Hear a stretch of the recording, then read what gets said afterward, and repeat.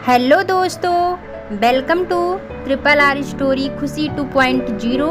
दोस्तों, आज हम आपको वास्तविक जीवन जल की कहानी के बारे में बताने जा रहे हैं, तो कृपया आप लोग इंजॉयफुल सुने। एक बार हजरत मूसा के गुरु खिद्र ने मानव जाति को यह चेतावना दी कि भविष्य में एक निश्चित दिन दुनिया का सारा जल गायब हो जाएगा और सिर्फ वही जल बच पाएगा जिसे उस दिन के बाद के लिए संभाल कर रख लिया जाएगा।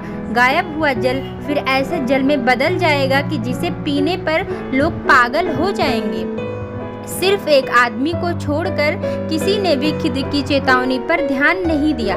उसने जितना भी हो सकता था उतना जल इकट्ठा करके एक गुप्त स्थान में सुरक्षित रख दिया और फिर जल के बदले का इंतजार करने लगा।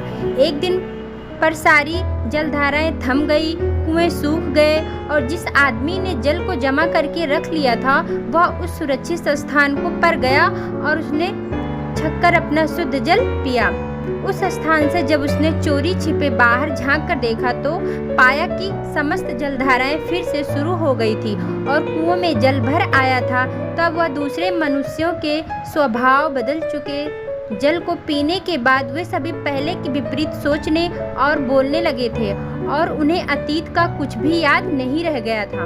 उन्हें ना तो किसी चेतावनी के बारे में ज्ञात था, ना ही जल के बदलने के बारे में कुछ जानते थे। जब आदमी ने उनसे बात करने का प्रयास किया तो सभी ने पागल समझकर उसे दुत्कार दिया। उनके साथ रहते हुए आदमी ने पहले तो नया जल जरा भी नहीं पिया और हमेशा अपना छुपाया हुआ जल पीने के लिए सुरक्षित स्थान पर प्रतिदिन जाता रहा।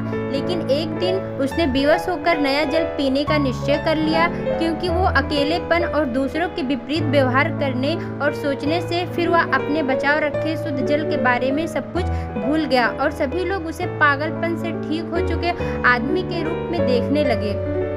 उसका बचा कर रखा हुआ शुद्ध जल अभी भी किसी के स्थान में सुरक्षित रखा हुआ है।